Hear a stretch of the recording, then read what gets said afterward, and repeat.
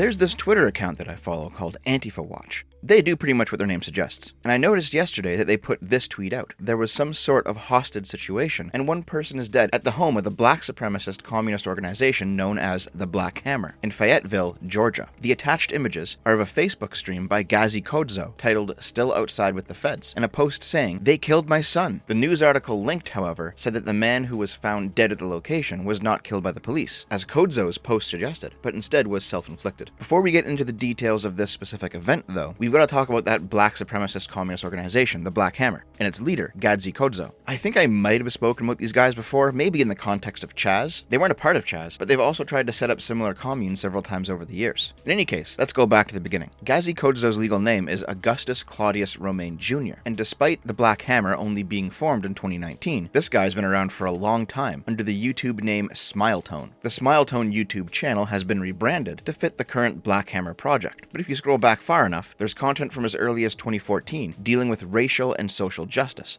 It's very bedroom feminist type stuff that was popular during that era of YouTube. Everything from before his activism, however, has been scrubbed off the internet. But remember, the internet never forgets. Hey y'all, it's me, Smiletone, and today we're gonna talk about Steve Jobs, and I'm gonna tell you why I hate him.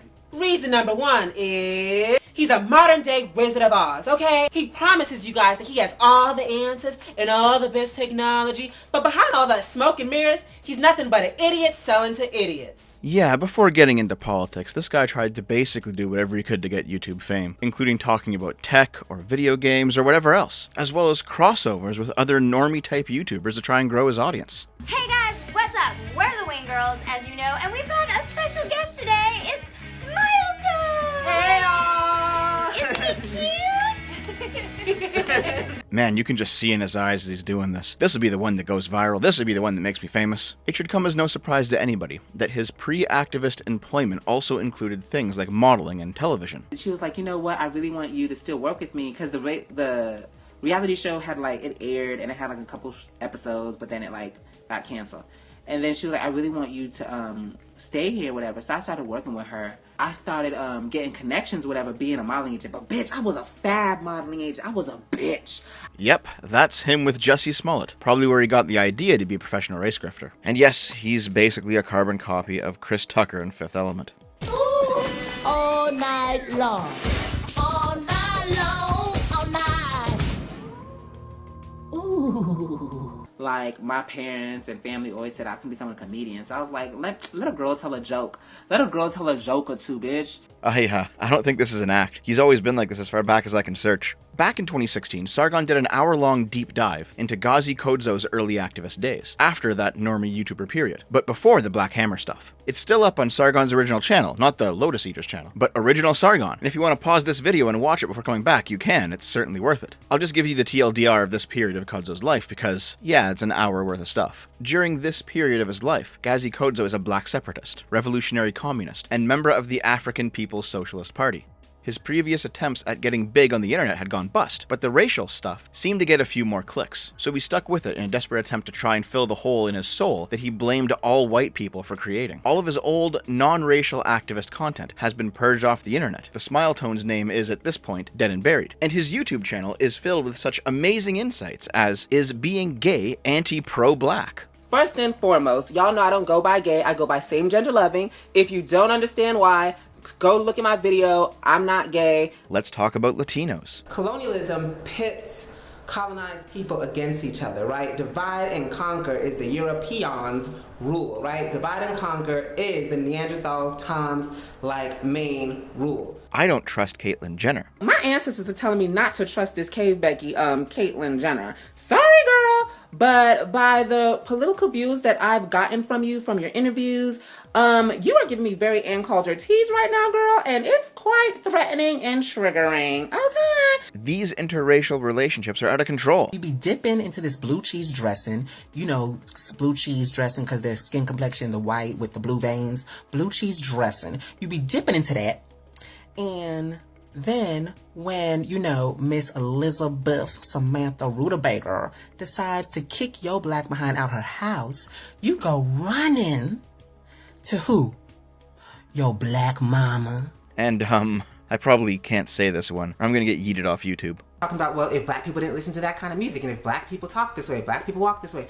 Like I keep telling y'all, Martin Luther King was educated, articulate, dressed white, talk white, and praised the white God as much as he possibly could. As much as his needs would allow him to, he would pray to that white God, and they still killed him. So what makes you think that they give a damn about how much you respect yourself? I've covered black separatists and supremacists and other components of BLM before on this channel, but I gotta say, never somebody who is so blatantly unhinged. As I kept skimming through his newer videos, I noticed his rhetoric became more and more extreme as time went on, until finally, he left the African People's Socialist Party to do his own thing. Black power, y'all. Aquaba, y'all. It's me, Gazi Kodzo, and my comrade for life. Black power, y'all. So we came today, this afternoon, on this beautiful Wednesday, to let you all know that Gazi and I left that other organization. Yeah, we did, you guys. Oh my gosh, it was so crazy. First and foremost, I'm a free bitch. His initial goal was to raise $10,000 on GoFundMe under the name Black Power Project to build a black-focused community center in Atlanta, Georgia. At this point in Kodzo's story, at the same time as his rhetoric is radicalizing into more overtly black fascist territory, it also becomes harder to ignore that he's no longer doing out-of-the-bedroom type stuff, and instead is delivering his sermons on the grounds of what appear to be a pretty nice-looking place. Around this time, he finally started up the Black Hammer organization and began soliciting donations to help with the struggle. Now, there is at least one video showing them donating some food or doing some kind of charity, so who knows? Maybe they actually did do, at one point, some decent work, fair enough. But watching this video, I can't help but notice how cucked the white comrades look. Black power, y'all. Do you feel like a proud white ally of black supremacy? Because you sound like one, buddy. Black Hammer first really hit the spotlight when they announced the creation of Hammer City. On their website, they describe a project called Hammer Cities, building cities of all people of color to be free, no discrimination of nationality, gender, age, mental or physical differences, jobs, housing, food, healthcare, no cops, no rent, no coronavirus, and no white people, returning the land to indigenous people, building Hammer Cities all over the world. This project's already raised over $100,000, and in 2020, the Black Hammers recorded a video of themselves washing their bodies in a stream on the property that would eventually become the first Hammer City. And back, everyone, this is Secretary General Anko, and I am speaking to y'all from Hammer City. Because of all of our comrades and supporters, The Black Hammer Times, a reputable outlet I'm sure, announced that the Black Hammer liberated over 200 acres to build their city. Boy, doesn't this look like a place you want to live? Are y'all with the cult? We're not a cult. We're an organization that promotes love and... Yeah, this is it. Well, it turns out that Hammer City ain't happening. Shocking news, I know, because the purchase of the 200 acres of desert and shrubland fell through. That didn't stop them from trying, though, as local sheriffs had to respond to a trespass complaint where, after rejecting the offer to buy the land, Black Hammer remained there anyway, camping on the property until dispersed by police. It's also probably important to point out that during the Hammer City occupation, they had a campfire where they burned Anne Frank's diary because she was, quote, a white colonizer. What the fuck was she colonizing? The gap under the floorboards? Like most other black supremacist and black separatist organizations, the Black Hammer and Kodzo himself are extremely anti-Semitic, viewing Jews as simultaneously a capitalist internationalist oppressor class like the Nazis did. But unlike the Nazis, they also view the Jews as white Europeans. To groups like this, any historic injustices, either real or imagined, carried out by Jewish individuals or groups, are all white people's fault. What white, aka fake Jews, don't want you to know is that the first German Holocaust was black and white Jews helped.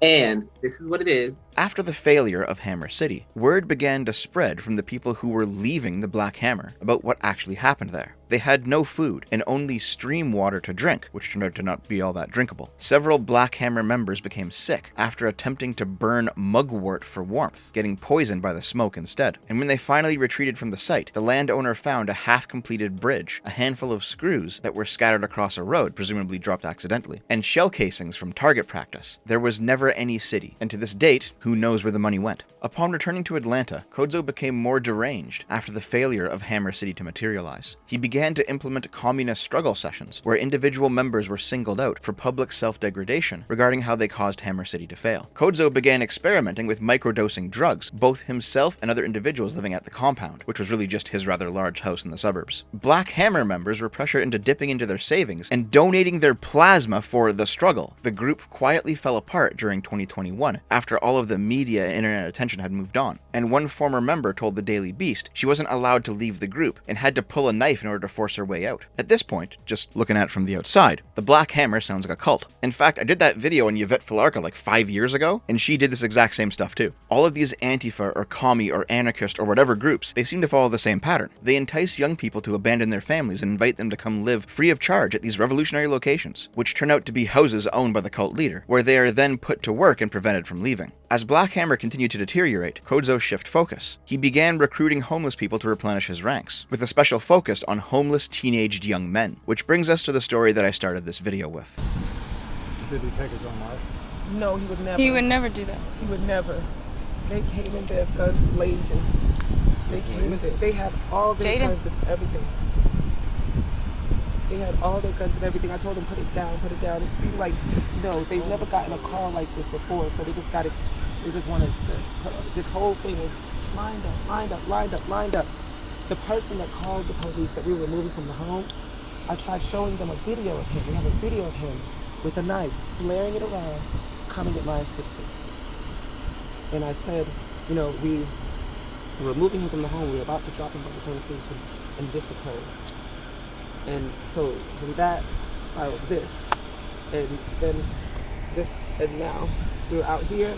Black Hammer Times reports the event as such. Rest in power, Minister of Defense AP.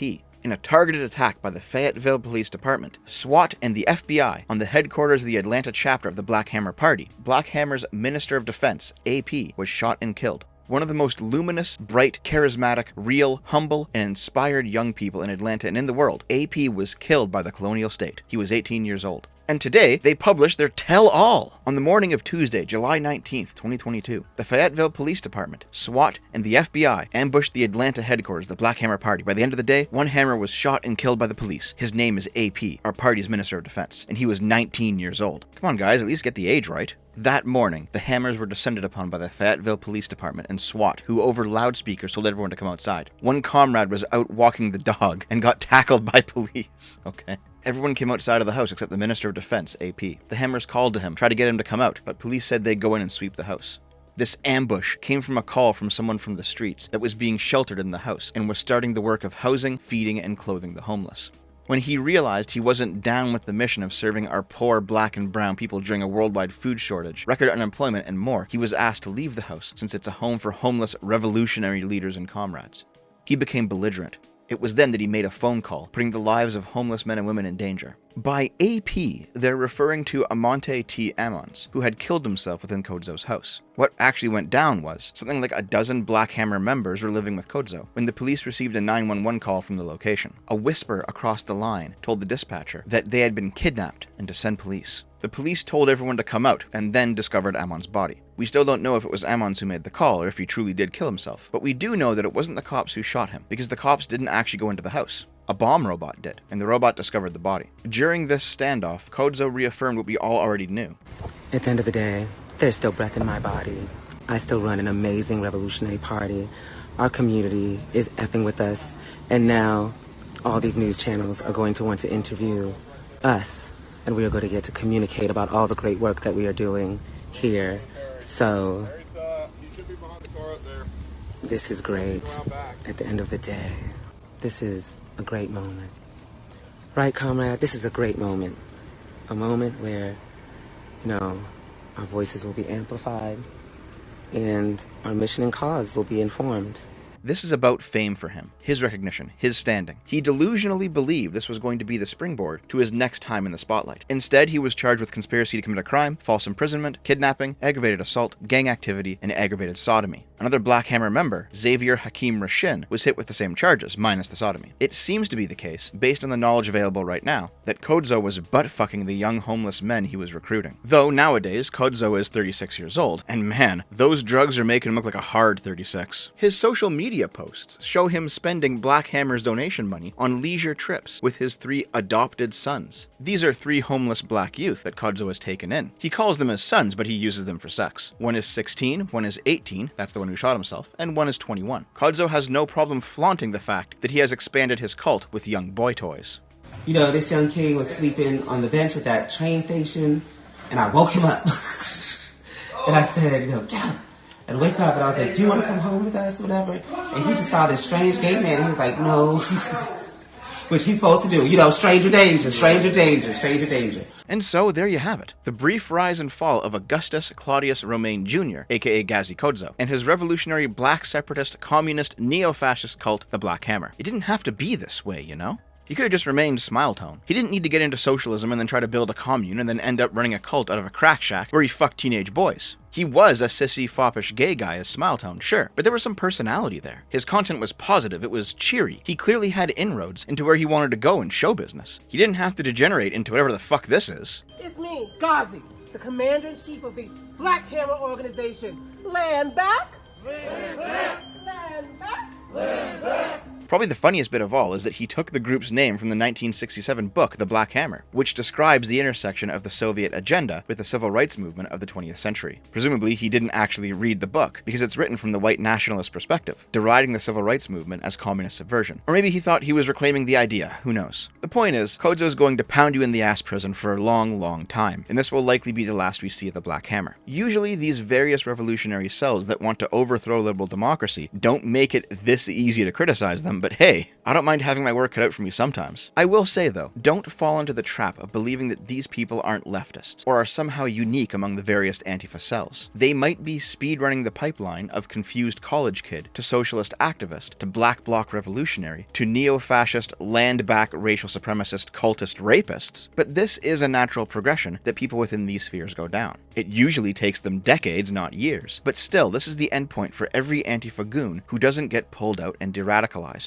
Either they end up being charismatic grifter leaders and sex pests hunting for fame and fortune, or they become the victims of those people. So if ever there's an asshole around you, you can deal with him accordingly with this knife, all right? Land back! Land back! Land back! Land back! Land back! Land back! Woo! It feels good to win, don't it? Feels good to be number one. Land back.